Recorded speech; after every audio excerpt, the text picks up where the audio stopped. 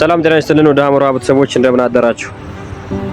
ዛሬ እንደተለመደው ባለም አቀፍ መድረክ በፖለቲካው ዓለም ከፍተኛ መነጋገሪያ የሆኑ ትኩስ የዲፕሎማሲያዊ ክንዋኔዎችና በኢትዮጵያ በቀጠናው የተፈጠሩ አዳዲስ የፖለቲካ ውጥረቶችን እንዲሁም የሙዚቃ ኢንዱስትሪውን ያናገሩ የኪነ ጥበብ ዜናዎችን በጥልቀት ይዘንላችሁ ቀርበናል። እስከ መጨረሻው ድረስ ይህን አካውንት ሰብስክራይብ ማድረግ አብራችሁን ቆዩ።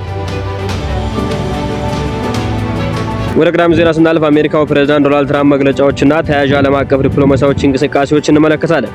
በኢራንና በአሜሪካ መካከል የነበረው የሆርሙዝ ወሽመጥ ውጥረት ረገብ በማለቱ ምክንያት ፕሬዝዳንት ትልቅ ስኬት አስመዝግቤያለሁ በሚል ስሜት ሚዲያዎች ጀግናው መጣ ብለው እንዳሞግሷቸው ቢጠብቁም ያ ሳይሆን ቀርቷል። ትራምፕ በገጻቸው ላይ እነዚህ ፌክ ኒውስ የሚባሉ ሚዲያዎች በተለይም CNN እና ኒውዮርክ ታይምስ የሚነቀፍበት አጥተው ግራ ተጋብተዋል። ፕሬዝዳንት ሆይ ድንቅ ስራ ሰርተሃል ብለው ለምን በድፍረት አይነግሩኝም? እውነቱን ቢነግሩኝ ታማኝነታቸው ይመለስ ነበር በማለት የሰጡት አስተያየት በፕሬዝዳንትና በሚዲያው ተቋማት መካከል ያለውን የረጅም ጊዜ ፍጥጫ ጉልቶ እንዳሳየ ታውቋል።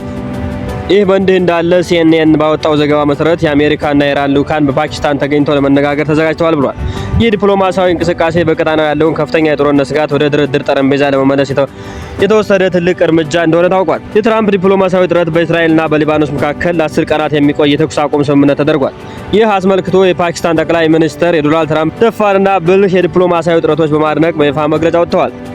ከዓለም አቀፍ ፖለቲካ መድረኮች ወደ ቀጠናው ጉዳይ ስንሻገር ሁኔታው እጅግ ውስብስብና አሳሳቢ ደረጃ ላይ ደርሷል። ህወሓት በአክሱም ከተማ ባደረገው ወሳኝ ስብሰባ የውስጥ መዋቅሩን የመቀየር እርምጃ ወስዷል ተብሏል። ፓርቲው የጊዜያዊ አስተዳደር አመራሮችን በተለይም የሌተናል ጄኔራል ታደሰ ወረደን ካቢኔ ሙሉ በሙሉ ከመነጠል ይልቅ በፓርቲ መዋቅር ስር በማስገባት የውሳኔ ሰጭነት ሚናቸውን የመገደብ ስትራቴጂ ቀርጿል ተብሏል። ይህ እርምጃ የውስጥ መከፋፈልን ለማስቀረትና ፓርቲው የፌዴራል መንግስትን በኃይል የመገዳደር አቋሙን ለማጠናከር የታለመ መሆኑ ተነግሯል።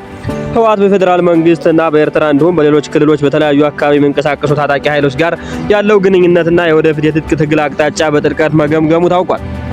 በሌላ በኩል የኤርትራ ማስታወቂያ ሚኒስትር የማነ ገብረ መስቀል ሌተናል ጄኔራል ጻድቃን ገብረትንሳኤ በቅርቡ በወጡት ጽሑፍ ላይ ጠንከር ያለ ትችት ሰንዝረዋል።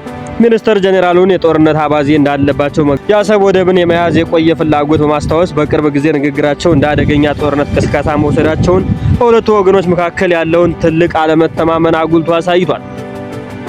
ከፖለቲካ ትኩሳት ወደ ሙዚቃው ዓለም ስንሻገር ድምፃዊ ቴዎድሮስ ካሳሁን ቴዲ አፍሮ 6ኛ አልበሙን ኢትዮርካ በሚል ርዕስ ሚያዝያ 8 2018 ከቀኑ 8 ሰዓት ላይ ዩቲዩብ ገጽ ላይ ለአድማጮች አድርሷል። 18 ሙዚቃዎች የያዘው ይህ አልበም በተለይም ዳስጣል የተሰኘው ስራው በ24 ሰዓት ውስጥ ብቻ ከ6 ሚሊዮን በላይ እይታ ማግኘት አስገራሚ ክብረ ወሰንን አስመዝግቧል። ይሁን እንጂ አልበሙ ከመለቀቁ በፊት የነበረው የሰዋሰው መልቲሚዲያ የውል መቋረጥ፣ ጋዜጣዊ መግለጫ መሰረዝ እና ሌሎች ተያያዙ ዝግቦች የአልበሙን የመውጣት የበለጠ አነጋጋሪ አድርገውት ነበር።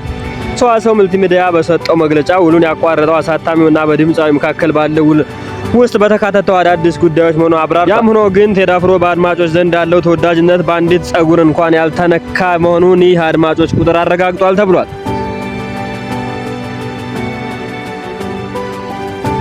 ውድ ሐመራ ቤተሰቦቻችን ዛሬ ያዝናቸው መረጃዎች እነዚህን ይመስሉ ነበር።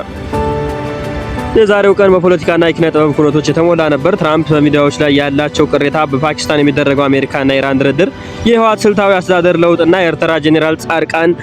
የኤርትራና የጄኔራል ጻድቃን የቃላት ፍጥጫና የቴዲ አፍሮ ኢትዮርካ አልበም ለህዝብ መውጣት በሁሉም ዘንድ ሰፊ መነጋገሪያ ሆነው ሰንብተዋል።